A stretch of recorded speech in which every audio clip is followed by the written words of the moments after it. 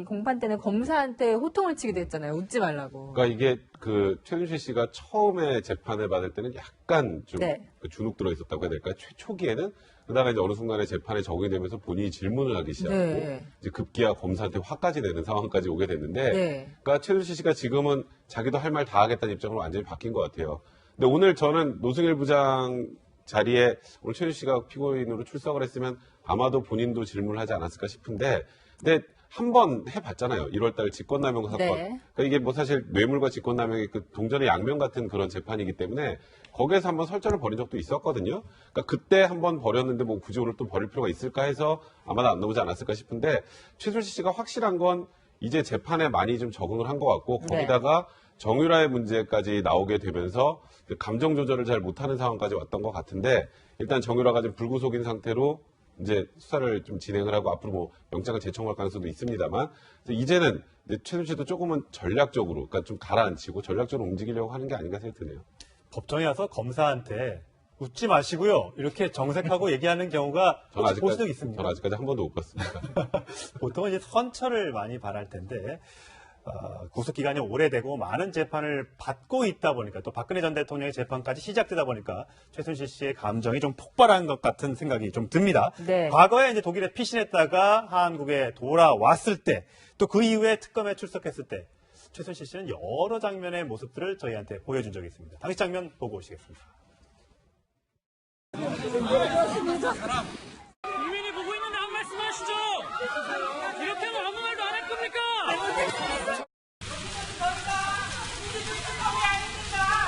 여전히 생각하십니까? 된다 그러고 이쪽에서 죄를 지켜 살게 해야기 때문에 자유민주주의 특검이 아닙니다.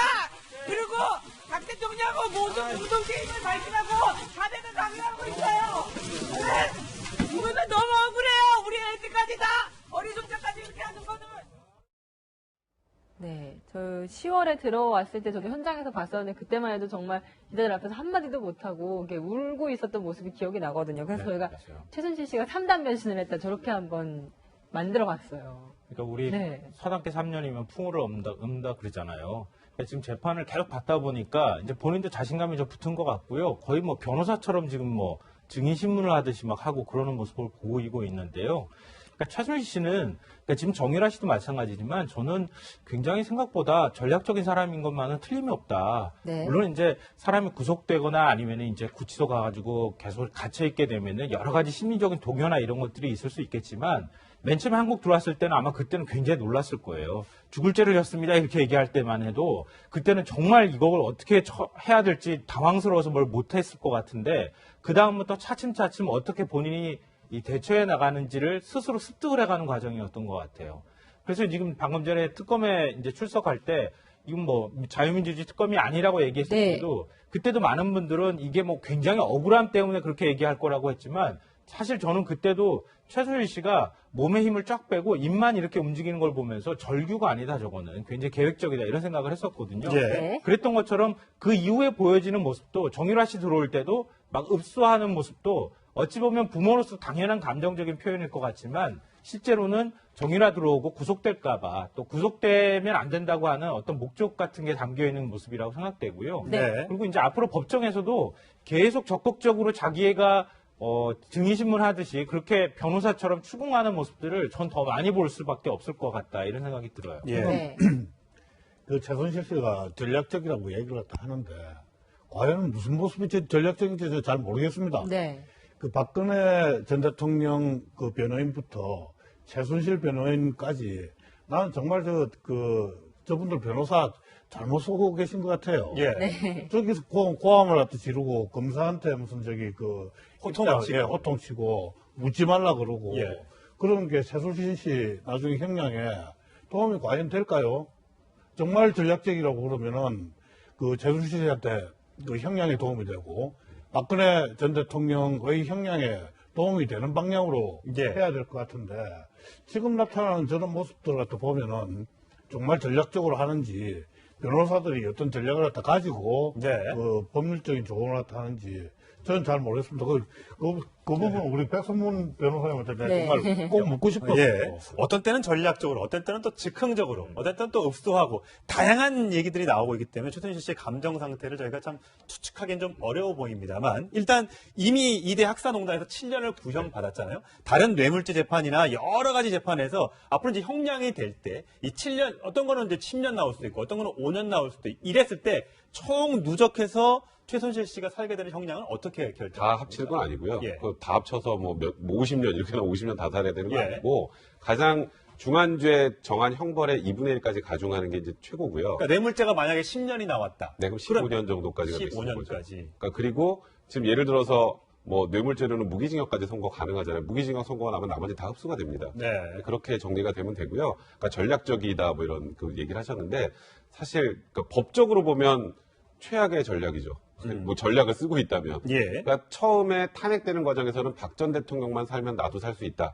그래서 아까 저 민주주의 특검이 아닙니다 했던 것도 완전 이 사건을 정치적으로 접근하겠다는 전략을 가지고 있었는데 네. 사실 그 전략이 철저하게 실패를 한 거죠. 박 전 대통령 측도 마찬가지고 최순실 씨 측도 마찬가지고. 그리고 이제 지금 형사재판으로 들어오면 정치적인 것보다는 하나하나 증거관계를 다투거나 인정할 걸 인정하고 그다음에 형량을 최대한 적게 받을 수 있는 전략을 선택해야 되는데 네. 지금도 계속 모든 것을 부인하고 있는 상황이기 때문에 그러니까 재판부 입장에서도 객관적인 증거가 A라고 나와 있는데 전혀 A가 아니라 B라고 계속 얘기를 하면 네. 나중에 이제 반성을 하지 않는다는 취지로 더 중형이 선고되는 경우가 많습니다. 그래서 그러니까 이렇게 말하면 맞겠네요. 그러니까 전략적으로 접근을 하고 있는데 전혀 전략이 옳지 않다. 네. 그런가 하면 최순실 씨의 딸 정유라 씨에 대한 구속영장은 지난 주말 기각이 됐습니다. 지금 정유라 씨 지금 미승빌딩 엄마의 미승빌딩에서 칩거 중인데요. 정유라 씨에 대한 영상 먼저 보시겠습니다.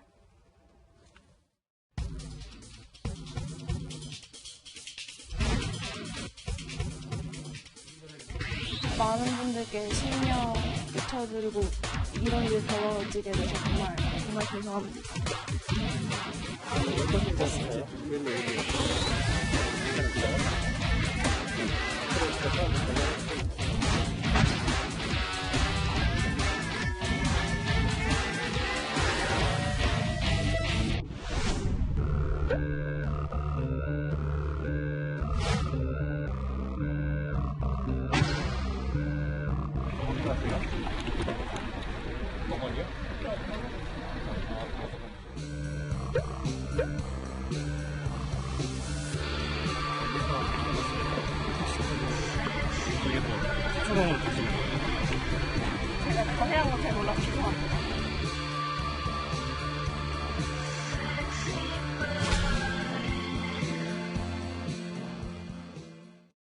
저렇게 미승빌딩에 들어간 뒤 지금 두 분 불출을 하고 있는데요. 오늘 아침에 이 정유라 씨의 비서명의 앞으로 택배가 도착했다고 합니다. 그 장면 저희가 포착을 했습니다. 함께 보시겠습니다. 네, 지금 네. 미승빌딩 앞으로 택배가 꽤 큰 예. 그 크기로 도착을 했는데요. 네. 비서명의 안모 씨 명의로 지금 이 택배가 도착을 했는데 저희 취재진이 확인을 해보니까 보통 우리가 어떤 소포가 들어있는지 써 있잖아요. 예. 일단 토이, 그러니까 장난감, 클로스, 그러니까 옷, 그리고 가공식품이 네. 여기에 들어있다. 그러니까 이 지금 소포 내용을 추정해 봤을 때는 정유라 씨 아이가 지금 23개월로 알려져 있는데 네. 아이가 곧 들어오기 때문에 그 독일에 있는 여러 가지 아기의 물건들이 지금 이 미승빌딩으로 도착한 게 아닌가 지금 그렇게 지금 추정이 되고 있습니다. 네. 네. 최순실 씨 비서의 안모 씨 명의로 택배가 도착했는데 오늘 그 장면, 그 목소리도 저희가 포착을 했습니다. 들어보시겠습니다.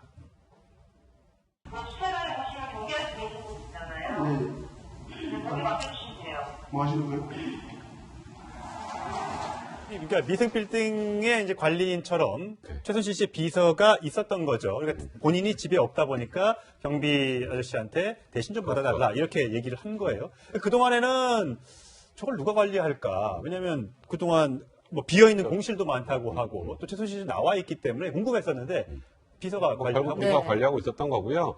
그리고 정유라 씨가 와서 불구속이 된 상황이 됐을 때 그 지낼 때가 있어야 되잖아요. 예. 이제 그럴 때로 아예 활용하려고 생각했던 것 같고 지금 오늘 온 택배를 보면 아이가 곧 온다 이렇게 보면 될 것 같습니다. 네. 정유라가 처음 입국할 때 기억할지 모르겠지만 아이는 언제 오냐는 질문에 아이 오는 거는 뭐 알리기 좀 싫다 뭐 이런 그랬죠? 얘기를 했잖아요. 이경재 변호사 얘기를 들어보면 정유라의 뭐 신병 구속 여부에 따라서 뭐 들어오는 거 여부가 결정될 거다라고 했는데 이제 불구속 상태가 돼 있으니까 네. 최소한 아이랑 함께 지낼 수 있는 상황이 됐죠. 현재는 뭐 앞으로 구속영장 재청구하면 어떻게 될지 모르겠습니다만 일단 영장이 기각되는 걸 확인하고 이제 덴마크에서도 이제 어느 정도 정리를 해서 아이가 이제 한국으로 들어오는 그런 과정에 있는데 그 전에 아이 관련 물품들의 소포가 먼저 도착했다 이렇게 보시면 될 것 같습니다. 네.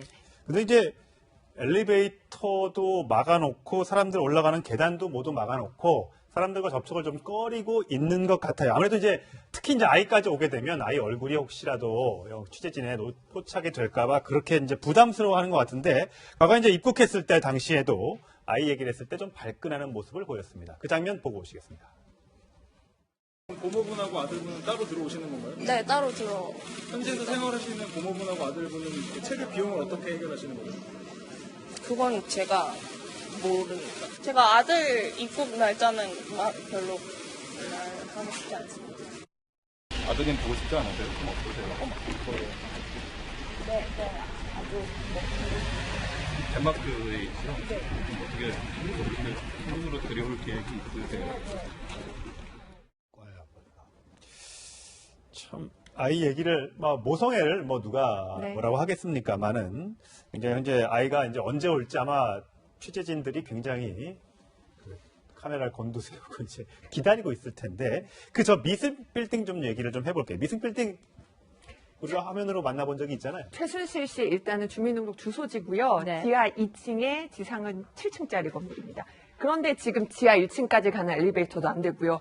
지금 그 1층부터 1층부터 6층까지인가요? 아무튼 엘리베이터가 움직이지 않게 해놓고 예. 네. 아마도 유라 씨는 6층과 7층에서 지금 머물고 있지 않느냐 이런 추측이 나오고요. 그러니까 지난 토요일 새벽에 구속영장이 기각이 됐고 조금 전에 취재진 그 질문에 대답하는 모습은 토요일 낮이었어요. 네. 그날 이제 그 변호인을 만나고 와서 돌아온 다음에는 근데 또 좀 특이한 사항은 기자들이 물어보면은 본인이 지금 어쨌든 영장이 기각되긴 했지만 재판받고 있는 상황이고 수사받는 상황인데도 보면 기자들 질문에 또 꼬박꼬박 네. 답변을 네, 합니다. 그렇죠. 근데 본인이 이렇게 나오면 또 계속 기자들이 묻고 이렇게 될까봐 지금 집 밖으로 저 토요일 이후 그 변호인 만나고 온 이후에는 집 밖을 전혀 나타나지 않고 있고요. 이 네. 미승 빌딩은 뭐 국정농단 사건의 어떤 여러 가지 그 진원지 중에 한 곳이다 네. 이렇게 말씀드릴 수도 있고요. 최준실 씨 관련해서 외장 하드가 네. 또 발견된 곳이기도 한데 원래는 이 곳을 팔아버리려고 하다가 이게 매매가 되지 않았고 지금은 이제 법적 절차로 팔지 못하게 나중에 혹시 문제가 되면은 이 재산도 환수할 수 있도록 그래서 이제 최순실 씨가 이 미승 빌딩은 처분할 네. 수가 아예 없게 돼 있습니다. 네. 예. 저희가 또 이 미승 빌딩이 확실하게 기억에 남은 장면이 바로 신발장이에요. 네, 처음에 압수수색에 나갔을 때 신발장이 굉장히 화제가 됐었죠. 지금 나오네요. 최순실 네. 뭐 신발도 항상 화제고 모자도 화제고 뭐 여러 가지 화제가 많이 됐는데요. 신발장에 그때 명품 신발들이 그득 들어 있어서 이 도대체 저 가격이 얼마가 되느냐 뭐 이런 네. 거 가지고 굉장히 많이 논란이 됐고 관심도 예. 됐었죠. 그러니까 최준실 씨가 우리가 당시에는 최준실 씨에 대해서 그만큼 잘 알지 못했거든요. 근데 저런 명품들을 보면서 최준실 씨가 엄청나게 부자긴 부자구나. 도대체 그 돈을 다 어디서 벌었을까? 이런 것들을 국민들한테 엄청나게 궁금증을 불러일으키게 만들었던 그 신발장이기도 합니다. 예, 보면 저기 전부 다 이렇게 포스트잇으로 그런데요. 써 있잖아요. 이게 지금 여성분들은 이런 말씀 많이들 하시더라고요. 보통 명품 구두를 사면 너무 아까워서 이렇게 잘 박스에 보관해가지고 굉장히 정돈을 잘 해놓는데 저 비싼 구두로 보이는데 전부 보면 그냥 이렇게 아무렇게나 대충 넣어놓는 걸 보면은 저 구두들도 별로 이렇게 부담 없이 신었다라는 것처럼 느껴져서 그러니까 저 구두도 많이 화제가 됐었고 출석했을 때 최순실 씨 벗겨진 구두까지 명품 브랜드 이름까지 네. 거론이 됐었잖아요. 맞습니다. 여러 네. 가지로 또 화제가 되기도 했습니다. 네. 네. 저게 78억 정도로 추징 보전이 되어 있다고 하는데 시가는 더 하겠죠. 저게 강남에 있는 압구정동에 있는 7층짜리 빌딩이면 78억은 더 할 것 같은데 어쨌든 법원에서는 이걸 팔지 못하게 어떻게 보면 압류를 해놨다고 볼 수 있습니다. 그러니까 이렇게 생각하시면 돼요. 이거를 빨리 처분하려고 금매로 내놨었는데 그 당시에 이거 팔아버리면 나중에 이제 모든 형이 확정이 돼서 나중에 추징을 해야 되는 상황이 되는데 현금화돼서 사라져버리면 이제 검찰 입장에서 되게 난감한 상황이 되잖아요. 그래서 민사로 따지면 이제 뭐 가압류나 가처분하고 유사하게 추징 보전 처분이라는 걸 합니다. 그러니까 형이 확정되기 전에 갖고 있는 이제 범죄로 인해서 얻은 물건이라고 생각되는 것들을 팔지 못하도록 딱 묶는데 그게 바로 추징 보전 처분이거든요. 예. 그 추징 보전 처분이 내려져서 이제는 저 미승 빌딩을 팔 수가 없는 상황이 된 거죠. 네. 그런가 하면 이 정유라 씨가 과연 구치소에 있는 엄마인 최순실 씨를 면회를 갈까 이 점도 궁금한데요. 여기에 대해서 이렇게 대답했습니다. 함께 보시겠습니다. 어머니한테 접견을 가실 건가요? 네, 허락되면 분명히 가요. 딸하고 어머니가 접견하는 상황을 또 말을 맞춘다든가 이렇게 볼 가능성이 있으니까 당분간은 제 대외적 노출을 좀 삼가하는 것이 좋을 것 같다라는 그런 의견을 내요. 네. 저 어머니하고 공범관계에 있는데 면회 가는 게 가능한가요? 그러니까 원래는 안 되죠. 네. 그러니까 공공관계에서 면회하는 것은 안 되는데, 근데 이제 저게 변호인 접견이 아니라 면회실 면회면 다 녹음이 되거든요. 녹음이 예. 되기 때문에 사실 그렇게 크게 상관은 없으나 지금 일단 뭐 정유라 씨가 최순실 면회 간다 하면 그날 하루 종일 그것도 뉴스를 할 겁니다. 네. 그리고 또 둘이 뭐를 짰다 어쩌다 뭐 이런 얘기들이 계속 나올 거기 때문에 뭐 이경재 변호사 이제 변호사 입장에서 보면 그런 상황을 맞이하는 게 굉장히 달갑진 않은 거죠. 그러니까 물론 뭐 엄마를 보러 가고 싶어하는 정유라의 마음을 이해할 수는 있겠지만 지금 면회를 갔을 때 생기는 여러 가지 부작용들을 고려할 때는 뭐 현실적으로 불가능하기도 하고 가능하다고 할지라도 안 가는 게 바람직하다라고 생각하는 게 맞는 것 같네요. 네. 가가지고 별로 실익도 없을 것 같습니다. 네. 지금 그 정유라 씨나 아니면 그 최순실 씨 모두 다 지금 이경재 변호사하고 변호사를 다 하고 있지 않습니까? 그러니까 그 둘이서 뭐 말을 갖다 짜맞출 필요가 있다 그러면은 변호사 통해서 뭐 하면 되는 것이지. 예. 굳이 만날 이유는 없을 것 같고 다만 이게 뭐 부모 자식 간에 그 좀 오랜 기간 구속되어 있는데 네. 그런 부분은 개인적으로 봐서는 조금 가슴 아픈 일이에요. 재판을 받고 있다 보니까 또 박근혜 전 대통령의 재판까지 시작되다 보니까 최순실 씨의 감정이 좀 폭발한 것 같은 생각이 좀 듭니다. 네. 과거에 이제 독일에 피신했다가 한국에 돌아왔을 때 또 그 이후에 특검에 출석했을 때 최순실 씨는 여러 장면의 모습들을 저희한테 보여준 적이 있습니다. 당시 장면 보고 오시겠습니다. 국민이 보고 있는데 한 말씀 하시죠. 이렇게 하면 아무 말도 안 할 겁니까?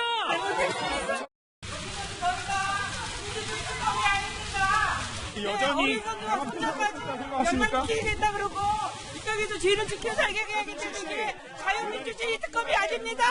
그리고 박 대통령하고 모든 우동주의를 발표하고 자대를 강요하고 있어요.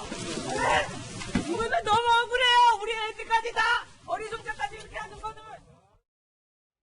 네, 저 10월에 들어왔을 때 저도 현장에서 봤었는데 그때만 해도 정말 기자들 앞에서 한마디도 못하고 이렇게 울고 있었던 모습이 기억이 나거든요. 그래서 저희가 최순실 씨가 3단 변신을 했다 저렇게 한번 만들어봤어요. 그러니까 우리 네. 서당계 3년이면 풍우를 읊다 그러잖아요. 그러니까 지금 재판을 계속 받다 보니까 이제 본인도 자신감이 좀 붙은 것 같고요. 거의 뭐 변호사처럼 지금 뭐 증인 신문을 하듯이 막 하고 그러는 모습을 보이고 있는데요. 이 공판 때는 검사한테 호통을 치기도 했잖아요. 웃지 말라고. 그러니까 이게 그 최순실 씨가 처음에 재판을 받을 때는 약간 좀 네. 그 주눅 들어 있었다고 해야 될까? 초기에는 그러다가 이제 어느 순간에 재판에 적응이 되면서 본인이 질문을 하기 시작하고 네. 이제 급기야 검사한테 화까지 내는 상황까지 오게 됐는데, 네. 그러니까 최순실 씨가 지금은 자기도 할 말 다 하겠다는 입장으로 완전히 바뀐 것 같아요. 근데 오늘 저는 노승일 부장 자리에 오늘 최순실 씨가 피고인으로 출석을 했으면 아마도 본인도 질문을 하지 않았을까 싶은데, 근데 한 번 해봤잖아요. 1월달 직권남용 사건. 네. 그러니까 이게 뭐 사실 뇌물과 직권남용의 그 동전의 양면 같은 그런 재판이기 때문에 거기에서 한번 설전을 벌인 적도 있었거든요. 그러니까 그때 한번 벌였는데 뭐 굳이 오늘 또 벌일 필요가 있을까 해서 아마도 안 나오지 않았을까 싶은데 최순실 씨가 확실한 건 이제 재판에 많이 좀 적응을 한 것 같고 거기다가 정유라의 문제까지 나오게 되면서 감정 조절을 잘 못하는 상황까지 왔던 것 같은데 일단 정유라가 지금 불구속인 상태로 이제 수사를 좀 진행을 하고 앞으로 뭐 영장을 재청할 가능성도 있습니다만 이제는 최순실 씨도 조금은 전략적으로 그러니까 좀 가라앉히고 전략적으로 움직이려고 하는 게 아닌가 생각이 드네요. 법정에 와서 검사한테 웃지 마시고요. 이렇게 정색하고 얘기하는 경우가 볼 수도 있습니다. 저는 아직까지 한 번도 못 봤습니다. 보통은 이제 선처를 많이 바랄 텐데 구속 기간이 오래되고 많은 그 최순실 씨가 전략적이라고 얘기를 다 하는데 과연 무슨 모습이 전략적인지 잘 모르겠습니다. 네. 그 박근혜 전 대통령 그 변호인부터 최순실 변호인까지 나는 정말 저분들 변호사 잘못 쓰고 계신 것 같아요. 예. 네. 저기서 고함을 갖다 지르고 검사한테 무슨 호통치고. 호통치고 묻지 말라 그러고 예.